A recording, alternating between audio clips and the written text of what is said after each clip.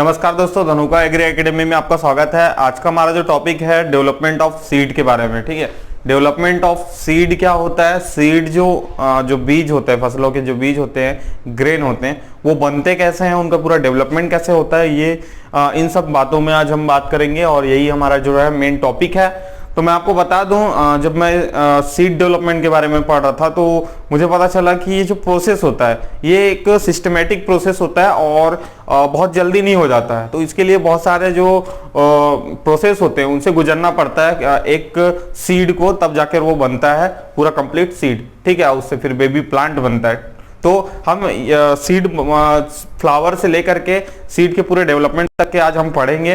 तो स्टार्ट करता हूं मैं अपना लेक्चर को। सबसे पहले हमारा टॉपिक को आप लिख सकते हैं, अगर आप नोट्स बनाने में इंटरेस्ट रखते हो तो।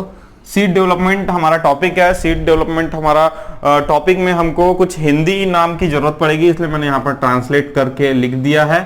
जैसे कैलिक्स का मतलब दलपुंज होता है, एंड्रोसियम का मतलब पुमंग होता है, गाइनोसियम का मतलब जयांग होता है और ओवरी का मतलब गर्भाशय। जो हिंदी मीडियम वाले हैं उनको थोड़ा प्रॉब्लम होता है ये बायोलॉजी को समझने में, फ्लोरल बायोलॉजी को समझने में, इसलिए मैंने इसको लिखवा दिया हूँ। स्टाइल का मतलब वतिक्र और स्टिग्मा का मतलब वतिकाग्र, पॉलिनेशन का मतलब परागण और वही फर्टिलाइजेशन का मतलब निषेचन होता है। ठीक है, तो इतनी चीजें आपको बेसिक आने ही चाहिए, इतना चीजें आपको पता होना चाहिए। ठीक है, हिंदी हो या इंग्लिश हो।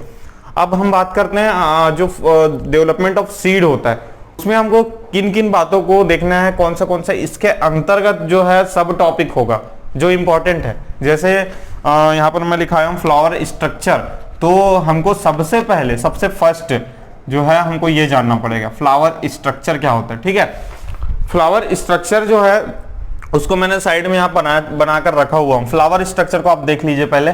जो फ्लावर स्ट्रक्चर होता है ये मैंने ग्राम मतलब चना जिसको चिकपी कहते हैं उसका फ्लावर का स्ट्रक्चर बनाया हूँ। ठीक है, इस पे जो है 4 पेटल हुए, यहाँ पर आप देख सकते हो ये पेटल लिखा हुआ है और ऊपर से ही आता हूँ मैं। उसके बाद यहाँ पर जो है एक ओवरी होती है, तो ये ओवरी जो है ये बीच में पाया जाता है। यहाँ पर जो रेड जो ग्रीन के अंदर में आपको देखने को मिल रहा है ये रेड ये आपका ओवरी कहलाता है। फिर ओव्यूल्स होता है इसके बाहर, ये जो है ये पूरा ओव्यूल्स है।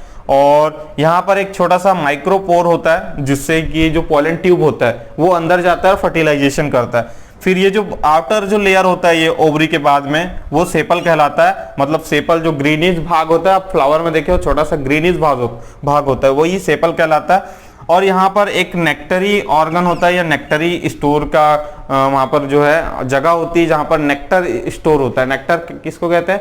शहद जो होता है, जो इंसेक्ट जो है पॉलिनेशन के लिए जो शहद लाते हैं फ्लावर में छोड़ते हैं। ठीक है, वो सारी चीजें यहाँ पर नेक्टर में जमा होती है। उसके बाद एंथर, तो स्टिग्मा में जो है एंथर जुड़ा होता है, इसी के साथ अटैच होता है। और फ्लावर के हिसाब से एंथर का जो नंबर है, नंबर ऑफ एंथर है, वो डिसाइड होता है कि किसी फ्लावर में 9 है, किसी में 8 है, किसी में 3 है, किसी में 6 है। ठीक है, तो ये सारी चीजें होती है।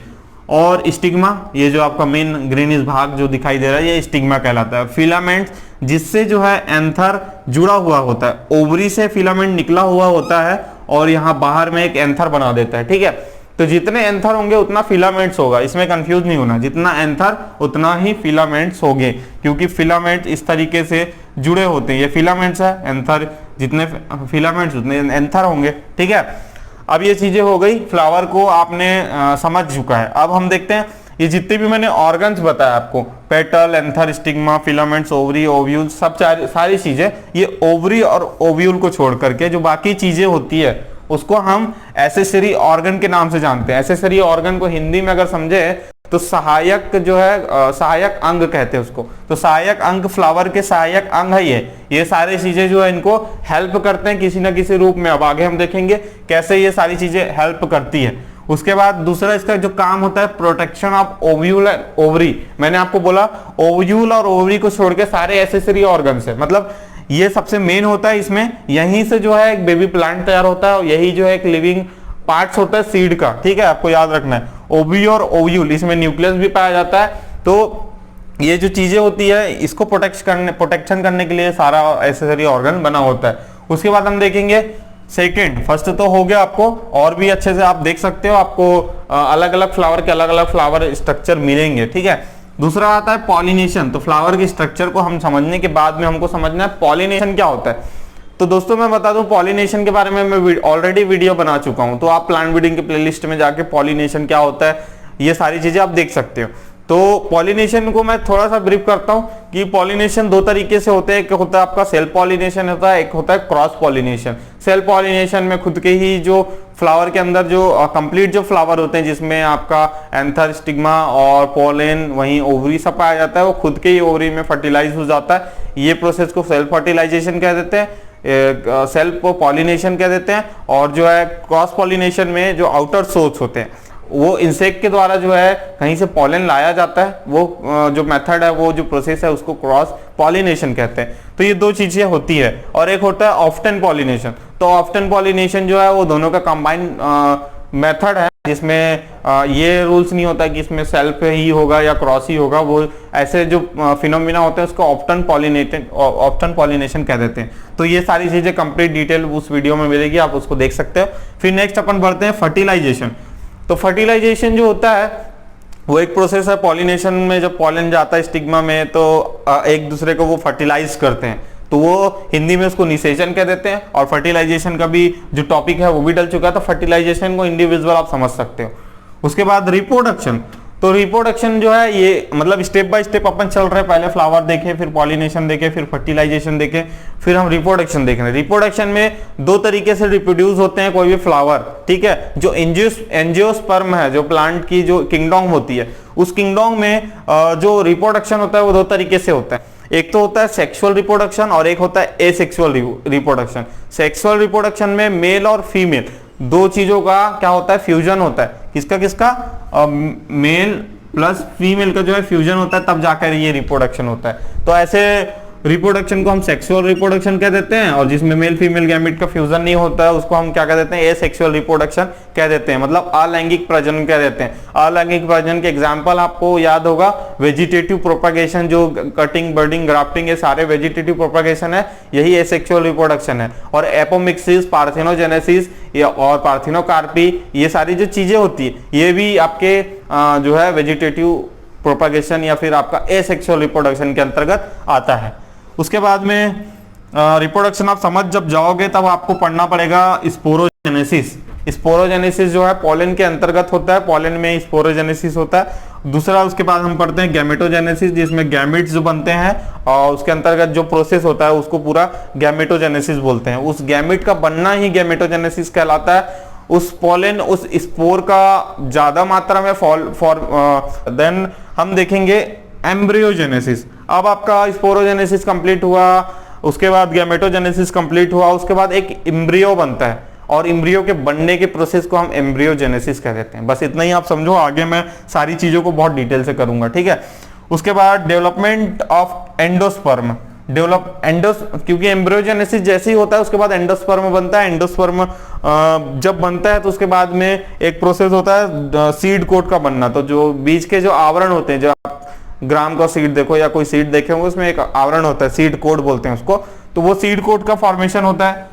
और उसके बाद में फिर हमारा लास्ट में डेवलपमेंट ऑफ बेबी प्लांट, एक प्लांट का निर्माण होता है, ठीक है। और इस प्लांट के निर्माण के समय की जो क्रिया होती है उसको हम कह देते हैं सीड जर्मिनेशन, ठीक है। अब वो सीड जर्मिनेशन हमारा जो है सीड डेवलपमेंट को कंप्लीट करने के बाद हम उसी टॉपिक को पढ़ेंगे, सीड जर्मिनेशन क्या होता है, ठीक है।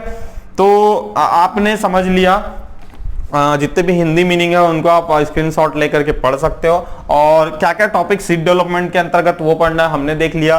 फ्लावर का स्ट्रक्चर हमने सबसे पहला जो टॉपिक है उसको डिस्कस किया, क्योंकि फ्लावर के स्ट्रक्चर को अगर आप समझते हो तभी आप आगे की जो टॉपिक्स है, ये जितना भी मैंने लिखाया हूं, ये टॉपिक को आपको समझना पड़ेगा, मतलब समझने में आसानी हो जाएगी।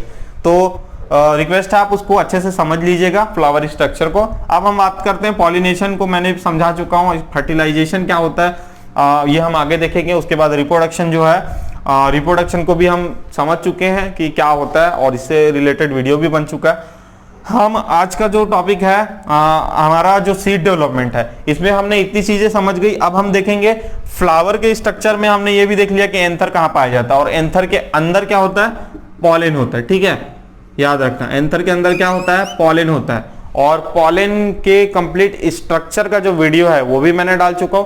तो पॉलन स्ट्रक्चर कैसे होता है, कहाँ एंटाइन एक्साइन पाया जाता है, क्या क्या इसके काम होते हैं, ठीक है, ये सारी चीजें मैंने उस लेक्चर पे बता चुका हूं। अब पॉलन पाया जाता है एंथर के अंदर, और ये पॉलन जो है बहुत सारे पाए जाते हैं, जिससे जब इसको टेम्परेचर मिलता है तब ये क्या होता है, बस्ट होता है, डाइसेंस होता है, और उसके बाद बहुत सारे पॉलन बनाता है। किसके थ्रू बनाता है ये, सेल डिवीजन के थ्रू बनाता है, ठीक है। और पॉलन का काम क्या होता है, ये पॉलिनेशन में हेल्प करता है। तो जो पॉलिनेशन है उसमें पॉलन का बहुत ज्यादा रोल रहता है। और मैं बताया पॉलन जो है, पॉलन का स्टिग्मा में पहुंचना, अब वो पहुंच कैसे रहा है, वो किसी और सोर्सेज के द्वारा पहुंच रहा है या फिर वो किसी अपने ही फ्लावर में पॉलिनेट कर रहा है, इसके अनुसार पॉलिनेशन को बनाया गया है 2 तरीके से, वो मैंने बता चुका हूं।